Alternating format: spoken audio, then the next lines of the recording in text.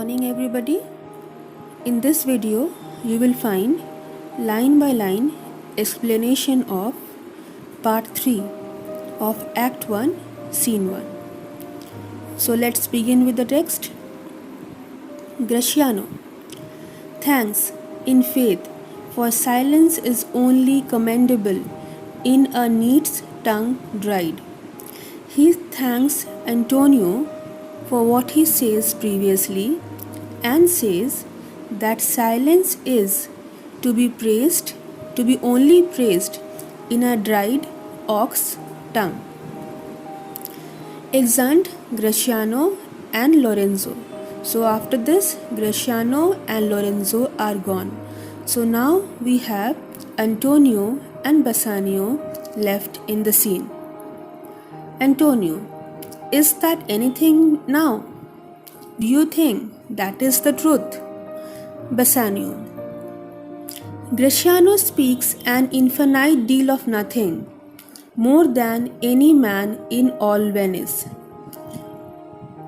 Graciano speaks a great deal of nonsense, more than any man speaks in all Venice. His reasons are as 2 grains of wheat hid in 2 bushels of chaff. His speech is like, the reason behind his speech is like 2 grains of good sense hidden in 2 bushels of nonsense. You shall seek all day ere you find them, and when you have them, they are not worth the search. You will spend the whole day to find them out, to find the meanings out, and when you have finally found them, they will not worth the search.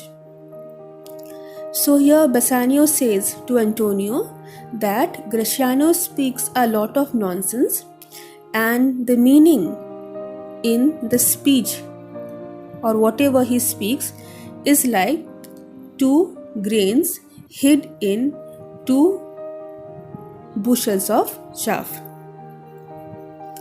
Antonio: well, tell me now, what lady is the same to whom you swore a secret pilgrimage? So tell me now who the lady is to whom you have promised to visit secretly, that you today promise to tell me of, that you promised to tell me about today.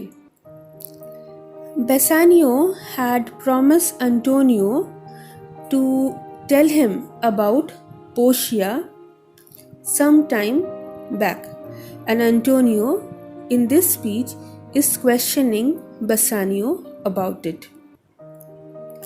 Bassanio: it's not unknown to you, Antonio, how much I have disabled mind state.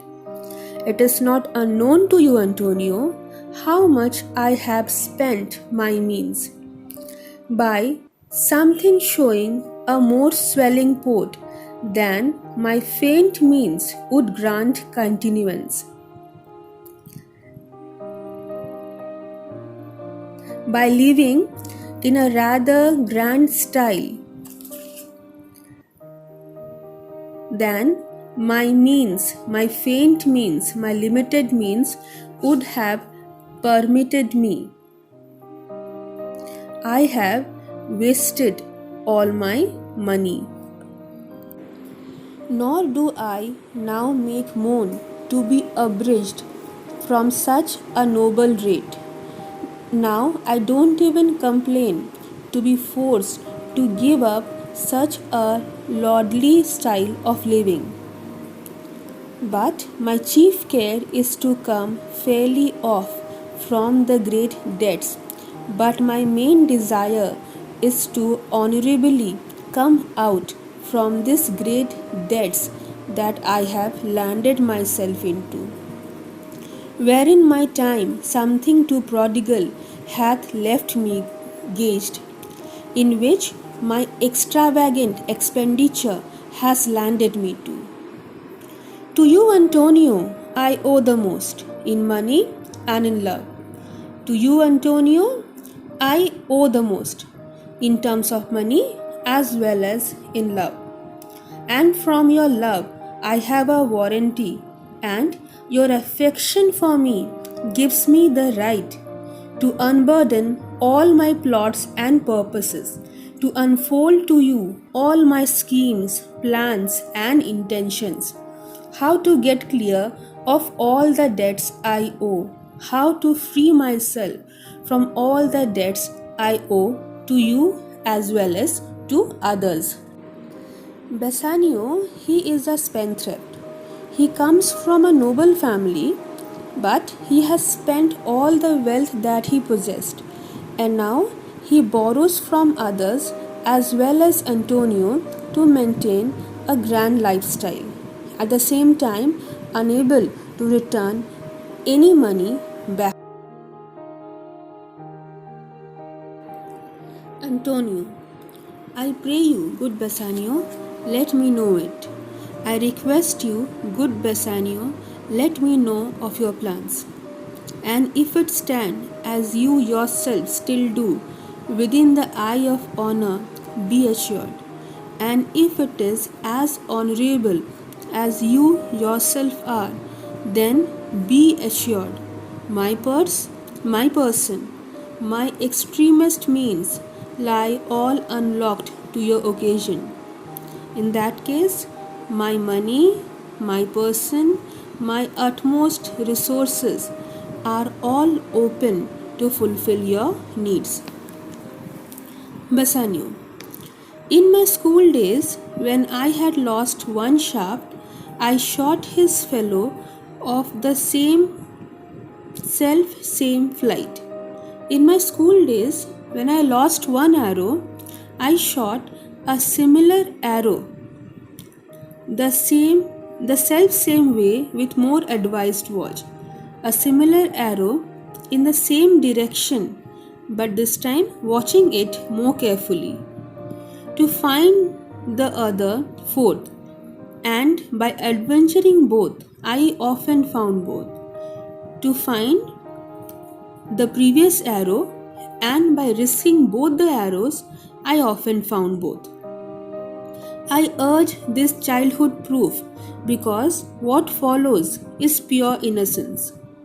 I offer you this childhood experiment because what I have to propose now is quite innocent.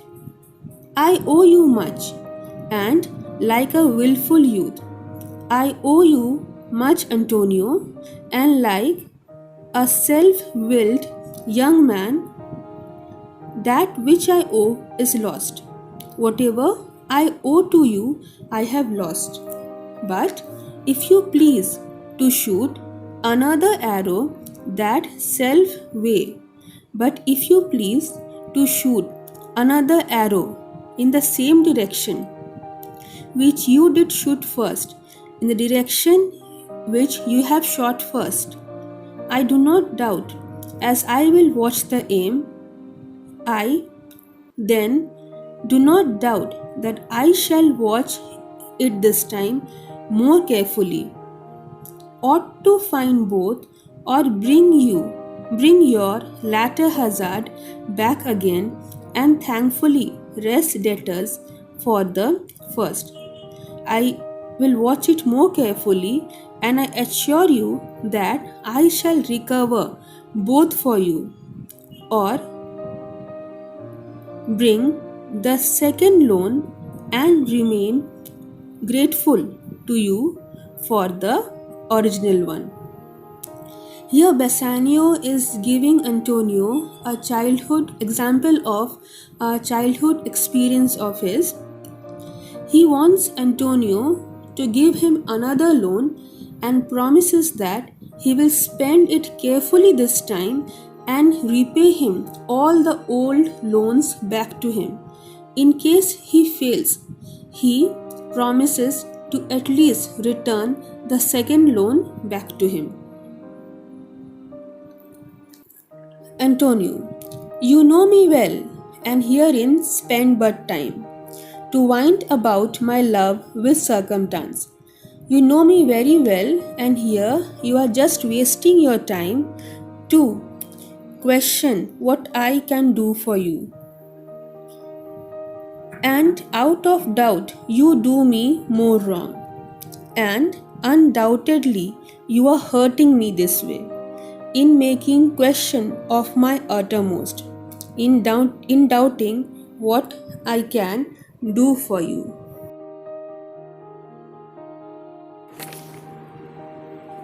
Then, if you had made waste of all I have, then you would do by spending all the money that I have. Then do but say to me what I should do. Then only say to me what I can do for you, that in your knowledge may by me be done, that according to you can be done by me. And I am pressed unto it, therefore speak, and I am very ready to do whatever you say, therefore speak your plans. Bassanio. In Belmont is a lady richly left. In Belmont there is a lady who has inherited much richness, and she is fair and fairer than that word, of wondrous virtues. And she is beautiful, and more than that, she has wonderful personal qualities. Sometime from her eyes I did receive fair speechless messages, and sometimes from her eyes I have received unspoken messages. Her name is Portia, nothing undervalued to Cato's daughter, Brutus Portia. Her name is Portia, she is not less valuable than Cato's daughter, Brutus Portia. Nor is the wide world ignorant of her worth. Her merit is known all over the world, for the four winds blow in from every coast renowned suitors, because the famous suitors are wind borne, carried by wind towards her. And her sunny locks hang on her temples like a golden fleece, and her bright hair hang over her forehead like golden fleece, which makes her seat of Belmont Colchestran, which makes her home Belmont like the ancient kingdom of Colchis. And many Jasons come in quest of her, and many adventurous suitors come there to attempt to win her. O my Antonio, had I but the means to hold a rival place with one of them. O my Antonio, if I had the money to take place as a competitor among them. I have a mind presages me such theft that I should, questionless, be fortunate. I have a feeling that promises me such fortune that I would be the winner. Portia in Merchant of Venice is compared to the character of Portia in Julius Caesar, which is another play written by Shakespeare. The character Portia in Julius Caesar was the daughter of Cato, a Roman statesman, and a wife of Brutus, a brave Roman general. Golden Fleece. The reference is made to the ancient Greek legend. Fleece refers to the crop of wool of a sheep or ram.